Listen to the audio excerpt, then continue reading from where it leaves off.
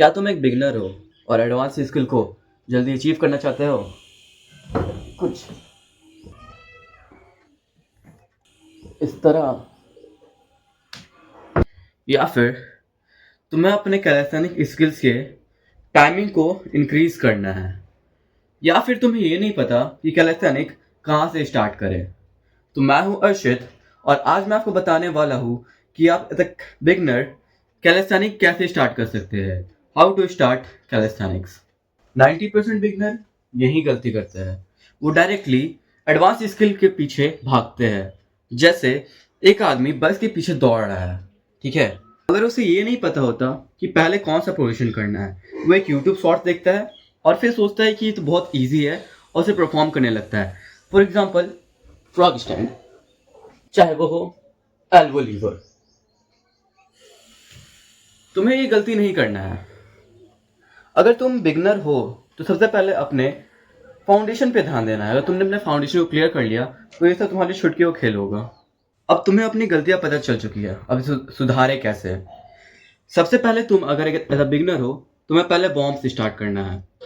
तो warm up में हम क्या करेंगे, मेरा जो मैं खुद करता हूँ, सबसे इजी, सबसे पहले अपने एल्बो को वार्म अप करना, उसके बाद फिर अपने शोल्डर को, फिर नेक को, क्योंकि इसमें बहुत ज़्यादा प्रेशर आता है, लेफ्ट राइट ऊपर नीचे। ये वार्म अप करने के बाद फिर तो अपने बैक और स्पाइनल कोड को वार्म अप कर सकते हो सिंपली स्विंग करके 1 2। ठीक।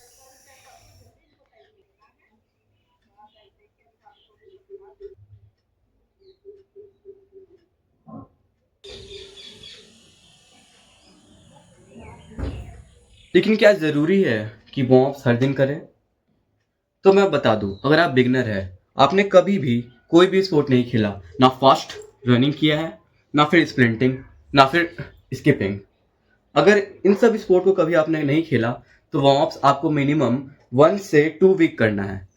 तो आप अगर बिगनर है और आपने कोई भी स्पोर्ट नहीं खेला, तो इसे 1 से 2 वीक मिनिमम करना है। उसके बाद फिर आप नेक्स्ट प्रोग्रेशन में बढ़ेंगे। और तुम्हारा सबसे दूसरा और सबसे बड़ा मिस्टेक, एडवांस स्किल के पीछे भागना और साथ ही ये पूछना बार बार कि कैसे अपने स्किल्स के टाइमिंग को बढ़ाए, चाहे वो प्लैंक हो या फिर फ्रॉग स्टैंड। सबसे इंपॉर्टेंट बात, अगर तुम्हारा बेसिक स्ट्रांग है, जो मैं बहुत पहले से कह रहा हूँ, तो आपके लिए इजी हो जाएगा। धीरे धीरे तुम टाइम उसे बढ़ा सकते हो खुद से। तो उसके लिए सबसे पहले तुम्हें अपने बॉडी को स्ट्रांग बनाना होगा। और मैंने हमारी जो बॉडी है उसे 3 पार्ट में बांटा हुआ है, अपर, मिडल, लोअर। तो सबसे पहले हम अपर को ट्रेन करेंगे, फिर मिडल को ट्रेन करेंगे, उसके बाद लोअर को। अगर मेरे कहने के अनुसार तुमने वार्म्स को कंप्लीट कर लिया है 1 से 2 वीक तक, अगर तुमने कभी नहीं किया, तो हम पहुंचते हैं अपर बॉडी स्ट्रेंथ में। अब जो एक्सरसाइज हम लोग करने वाले हैं वो स्पेशली कैलिस्थेनिक के मसल को टारगेट करने के लिए मैंने खुद अपने एक्सपीरियंस से बनाया है। यानी अभी तक जितना मैंने कैलिस्थेनिक को सीखा है, जो स्किल मैंने अचीव किया है, उसके हिसाब से ये ना तो 1 से लेकर 100 तक एक्सरसाइज है, ना बहुत सारे वेरिएशन। ये बस स्पेशली आपके उन मसल्स को टारगेट करेगा जो कैलिस्थेनिक में आपको एडवांस लेवल तक इजीली पहुंचाएगा। सबसे पहला अपर बॉडी एक्सरसाइज जो होगा हमारा नॉर्मल पुशअप्स। ये जो एक्सरसाइज है ये आपके अपर स्ट्रेंथ साथ ही आर्म्स को बहुत ज्यादा स्ट्रांग बना देगा। और आप अगर बिगनर हो तो आप, यानी कि आपसे अगर पुशअप्स ना हो तो अपने पैरों को फोल्ड कर लो इस तरह, और फिर इसमें पुशअप्स करो इस तरह। इससे क्या होगा, तुम्हारे आर्म्स में कम स्ट्रेंथ लगेगा, साथ ही तुम धीरे धीरे अपने पुशअप्स के वेरिएशन को बढ़ा सकते हो। और जब तुम इसमें माहिर हो जाओ, उसके बाद अपने पैरों को नीचे करो, स्ट्रेट करो और पुशअप्स करो। ट्राइसेप्स को स्ट्रांग बनाने के लिए ट्रायंगल फॉर्म कर लेना अपने हाथों को, और फिर ट्रायंगल पुशअप्स करना है, जो मैं अपने हर एक वर्कआउट में बताया है। Up down, sorry, down up.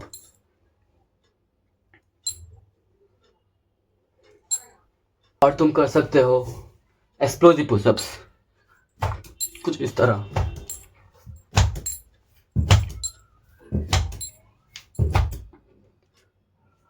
और अगर तुम एक बिगनर हो और तुमसे एक्सप्लोसिव पुशअप्स नहीं हो रहा है, तुम क्लैप पुशअप्स का ट्राई करो, ठीक है। कुछ इस तरह 1 2 3। तुमने अपने स्ट्रेंथ को तो बढ़ा लिया, साथ ही अपने ट्राइसेप्स को भी वर्क कर लिया। दूसरा इंपॉर्टेंट क्या है, अपने शोल्डर को स्ट्रांग बनाना, जो हम सिंपली करेंगे पाइप पुशअप से। पाइप पुशअप कुछ इस तरह का दिखता है।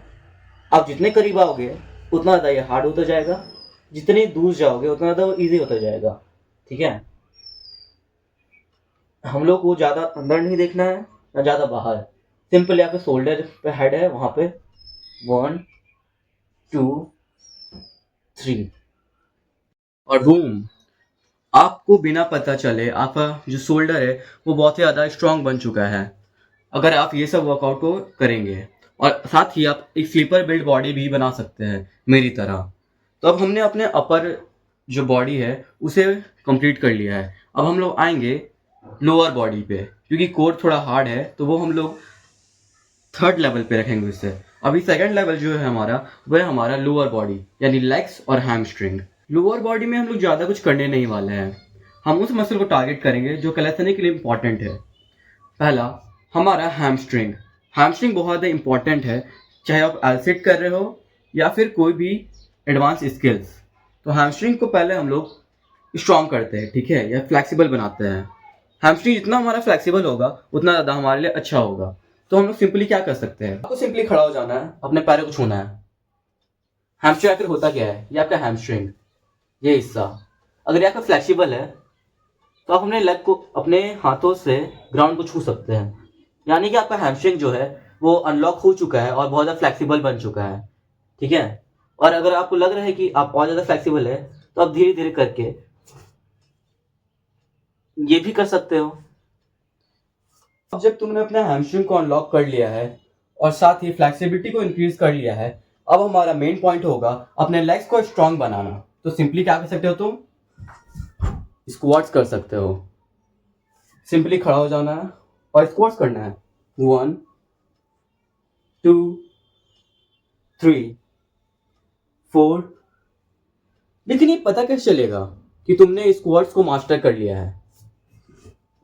सबसे बड़ा यही दिक्कत होता है, तुम रैप्स कर रहे हो लेकिन जो बिगनर होते हैं उन्हें डाउट होता है कि क्या मैं 20 पुशअप्स कर रहा हूँ, 20 स्क्वाट्स कर रहा हूँ तो ठीक है।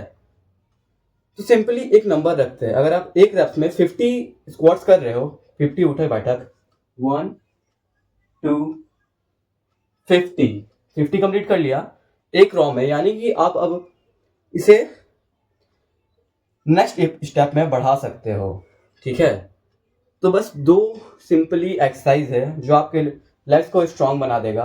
तो हम बढ़ते हैं अपने नेक्स्ट लेवल में जो होने वाला है सबसे हार्ड कोर, यानी हमारा एब्स। तो जो हमारा कोर है उसे ट्रेन करना बहुत ज़्यादा इंपॉर्टेंट होता है, चाहे तुम कोई भी स्किल कर रहे हो। हैंडस्टैंड में अगर तुम को तुम्हारा एंगेज रहेगा तो हैंडस्टैंड में तुम बैलेंस बना पाओगे, वरना फिर तुम गिर जाओगे। तो उसी तरह अगर तुम अपने कोर को स्ट्रांग कर रहे हो यानी ट्रेन कर रहे हो तो ये बहुत ही ज़्यादा अच्छा बात है। तो एज अ बिगनर तुम्हें अपने कोर को ट्रेन करना बहुत ही ज़्यादा इंपॉर्टेंट है। तो कोर में कितने पार्ट आ गए, जैसे तुम्हारे एब्स है, एब्स में तुम्हारे एक अपर हो गया, मिडल हो गया और लोअर।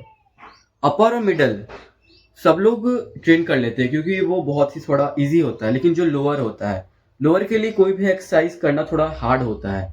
अगर तुम्हारे पास पुलअप बार है उसमें तुम लेग रेजेस कर सकते हो, लेकिन सबसे बड़ी दिक्कत ये हो जाता है कि तुम्हारे पास कोई पुलअप बार नहीं है। अब तुम जाके यहाँ लटक तो नहीं सकते हो, यो ऐसे तो तुम लटकोगे तो तुम्हारे जो पेरेंट्स है वो तुमको ऊपर लटका देंगे, जैसे मेरे पेरेंट्स हमको ऊपर लटका देंगे अगर हम ये सब घर पे करें। तो अभी घर पे कोई है नहीं इसलिए अभी घर पे वीडियो बना रहे हैं हम। लोअर एब्स जो बहुत ज़्यादा मुश्किल है ना, इसे बहुत ज़्यादा मुश्किल लगता है। ये भी अपना एब्स ट्रेन करना चाहता है लेकिन इसके पास पेट ही नहीं है, तो पेट नहीं है। सोचा ये कितना ज़्यादा डिस्परेट है अपने फिटनेस को लेके, इसके पास पेट नहीं है फिर भी एक्सरसाइज करता है, और तुम्हारे पास पूरा शरीर है लेकिन फिर भी तुम एक्सरसाइज नहीं कर रहे हो। तो लोअर को कैसे ट्रेन करेंगे? लोअर सबसे ज़्यादा हार्ड माना जाता है मेरे लिए, मैं कहूँ तो लोअर सबसे ज़्यादा हार्ड है भाई, क्रेजी। अगर पुलअप बार ना हो ना तो लेग रेजेस के बिना लोअर थोड़ा ट्रेन करना हार्ड होता है। लेकिन मैं आपसे ऐसा एक्सरसाइज बताऊंगा जिससे तुम लोअर बहुत ही इजी वे में ट्रेन कर सकते हो लोअर एब्स को, क्योंकि लोअर एब्स को एंगेज करना थोड़ा मुश्किल होता है। बैठ जाना है कहीं पे भी, बेड पे, ज़मीन पे, कहीं भी ग्राउंड पे जहाँ पे तुम एक्सरसाइज कर रहे हो। अपने एब्स को हमेशा एंगेज रखो जब भी तुम कोर एक्सरसाइज कर रहे हो, टाइट रखो एकदम, इसका मतलब है।